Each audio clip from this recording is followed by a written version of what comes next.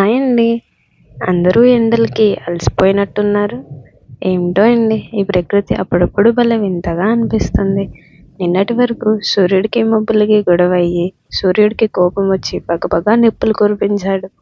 ఈరోజేమో మబ్బులు తగ్గి వచ్చి సూర్యుడిని చల్లబరిచినట్టు అనిపిస్తుంది.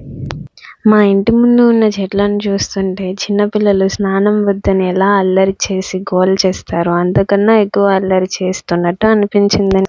ఆ గాలి శబ్దాలకి చెట్లు భలే డాన్స్ చేశాయనుకోండి. ఆ వర్షానికి చెట్లు ఇంకా ఎంజాయ్ చేశాయి. ఒక్కసారి స్నానం తర్వాత పిల్లలు ఎలా సైలెంట్ అయిపోతారో చెట్లు కూడా అలాగే సైలెంట్ అయిపోయాయి అనుకోండి. ఇంతలో మా అమ్మ టీ తీసుకొచ్చారు. అది తల్లి కప్పు, ఇది పిల్ల కప్పు అంట. మా అమ్మ చెప్తున్నారు, చల్లటి గాలికి వేడి వేడి టీ చేసి చెప్పుకుని ఆ చెట్లను చూస్తూ కబుర్లు చెప్పుకుంటూ తాగితే భలే ఉంది. ఎంతైనా అమ్మ పెట్టింటి అమ్మతో తాగితే కిక్కే వేర్లండి.